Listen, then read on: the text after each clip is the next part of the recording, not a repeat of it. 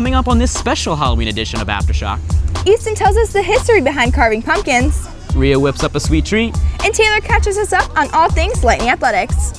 What's up, Cypress Bay? I'm Dylan Buxtell. And I'm Josie Clancy, and this week's spooky edition of Aftershock starts now.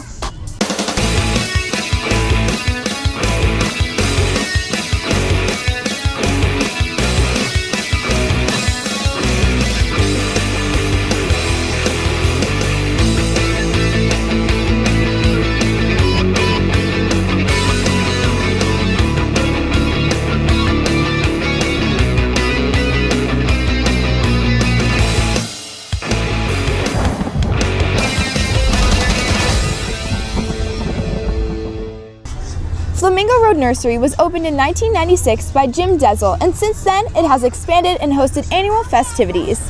Currently, Flamingo Road Nursery is hosting a pumpkin patch with weekend activities such as hay rides, pumpkin painting, live music on weekends, and a kiddie maze.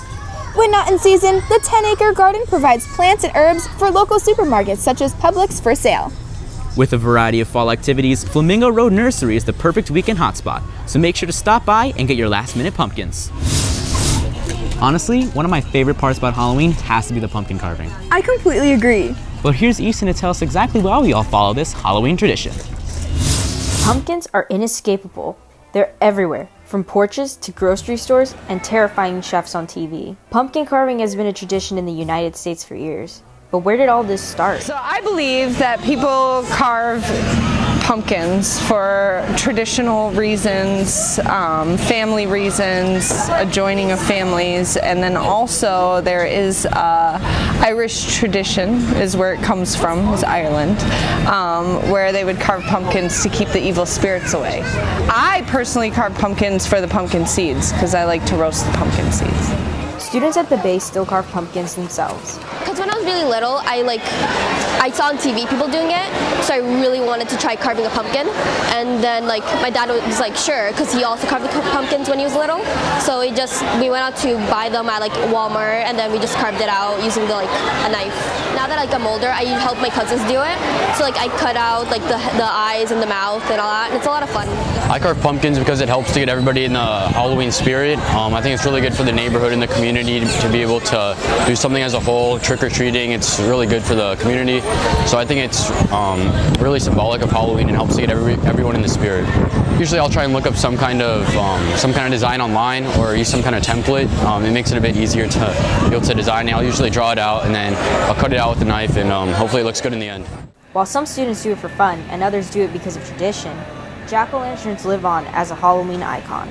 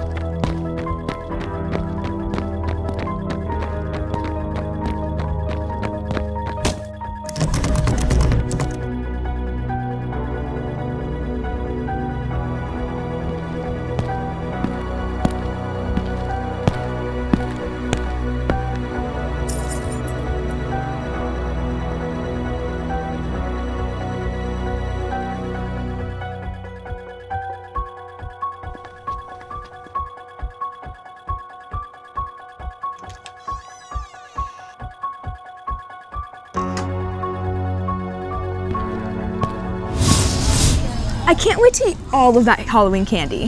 How about instead of Halloween candy, you try one of Rhea's spectacular treats?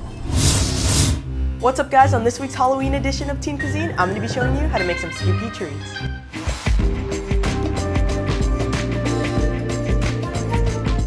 You will need 4 cups of marshmallows, 3 tablespoons of butter, and 6 cups of Rice Krispie cereal. Add the butter into a pan on low heat. Then add the marshmallows after the butter is completely melted.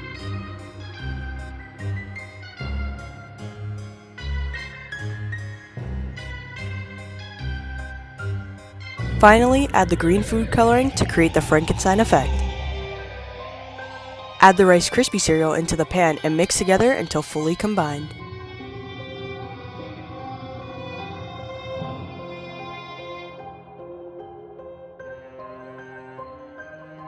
Grease a 9x13-inch pan and add the mixture in.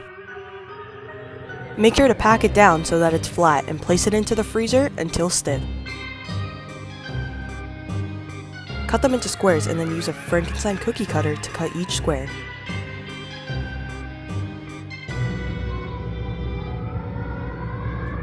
Dip the top of the Frankenstein head into melted chocolate.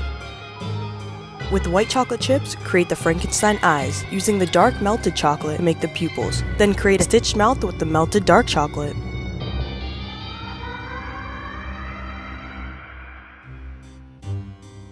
That's all for this week's Teen Cuisine. I'm Maria Thomas, CBTV.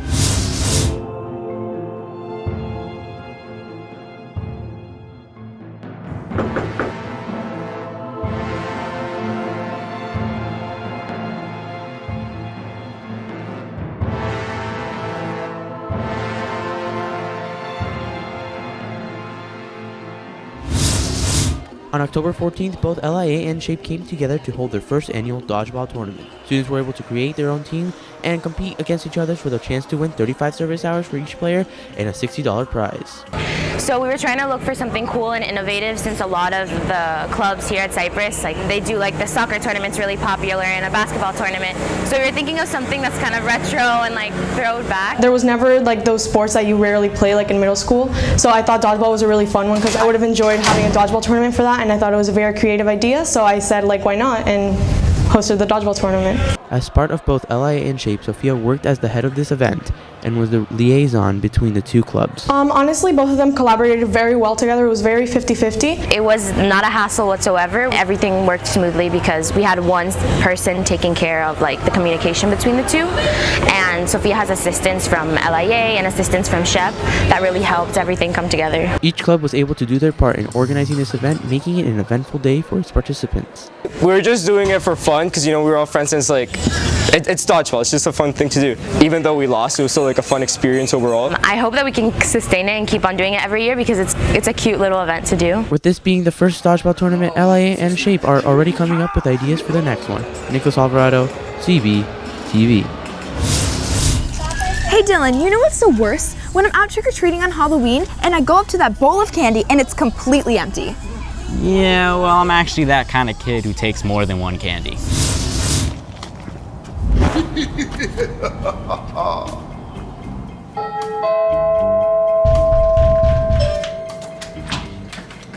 or treat! Oh, you look adorable. Okay, here you go. Which one do you want?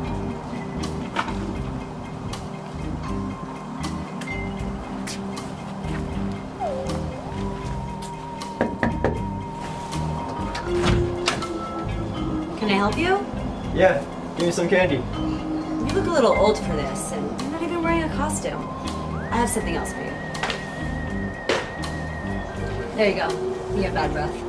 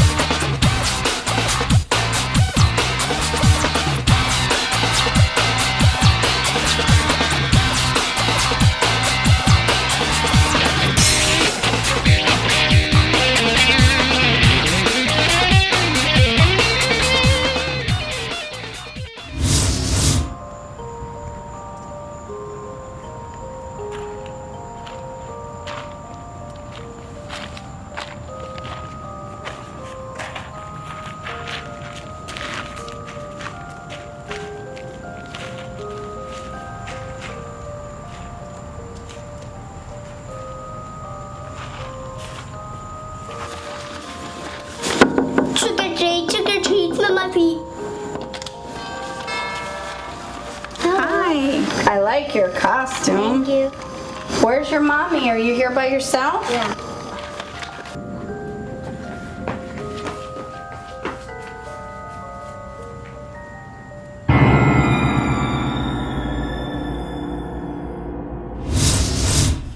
Here's Taylor with this week's Lightning Athletics.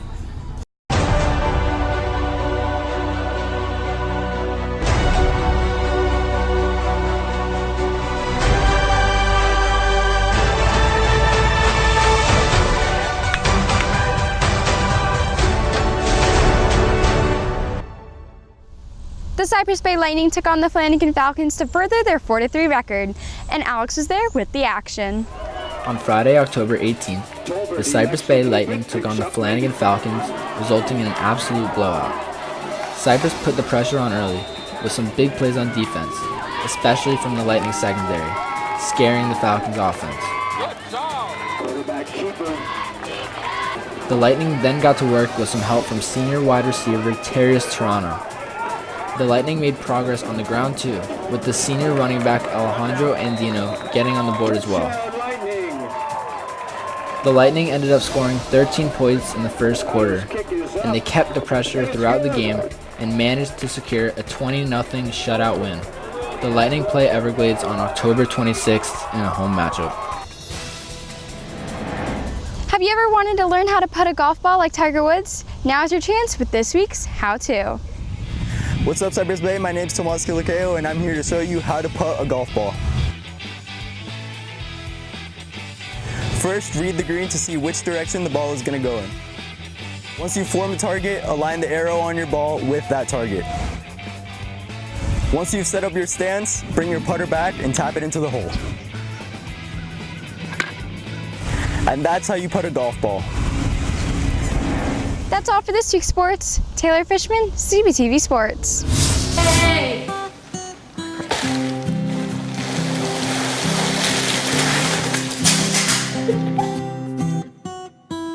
Sweetie, you can't eat this. You have a peanut allergy. Just make sure you look at what you can and can't eat, okay?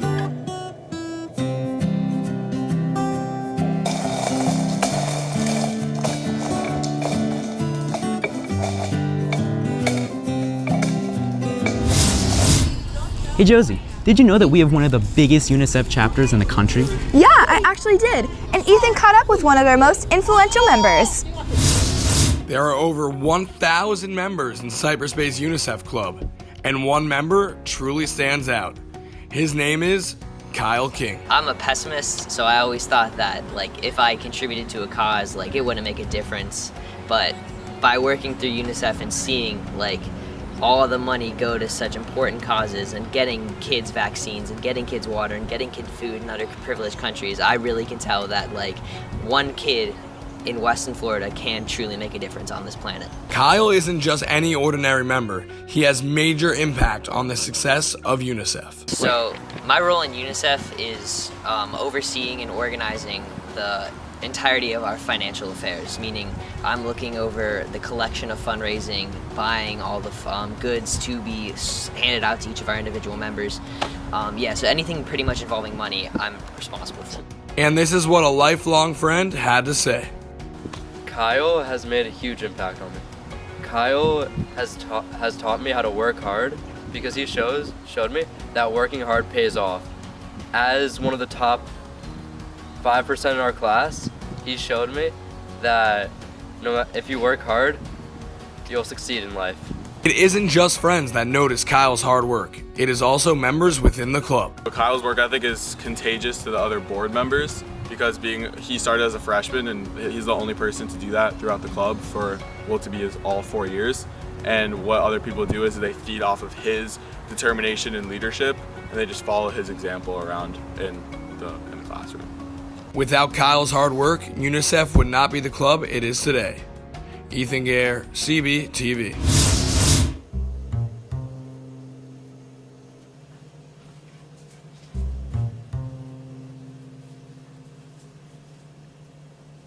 Eat us, Gage, you know you want us. No, I can't. Not after what happened last year. Fine.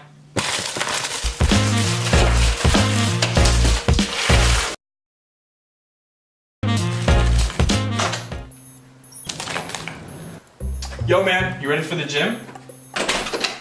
Yeah. I'm ready for the gym. You ready? Are you ready? Did you get into the candy again? Yeah.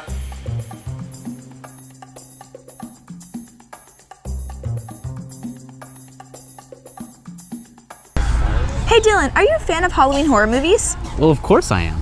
Well, Julian went around the Bay to get your opinion on your favorite Halloween horror films.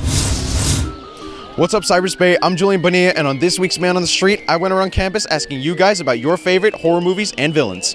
So what horror movie do you think is most representative of what Halloween is? Halloween. The movie Halloween? Yeah. The Night Before Christmas. Really, The Night Before? So a Christmas movie represents Halloween the best? Well, because it's like scary with skeletons. Friday the 13th? Yeah. Why Friday the 13th? I don't know. There's murder. So that's immediately reminds me, oh, they're dead. So most likely it's Halloween based. Next question, if you had to pick a horror movie villain to fight, who would it be? For me to fight? Yeah, you'd have to fight them. Cruella DeVille. Cruella DeVille from what, 101 Dalmatians? Yes. What's the clown from It? You mean Pennywise? Oh, yes. Because I would like to pinch your nose and make it make a funny sound. I would do Jason from Friday the 13th. Why Jason? Because I feel like whenever I see him, I just want to punch him in the face. Looks like you guys have seen some scary stuff. I'm Julian Bonilla, CBTV.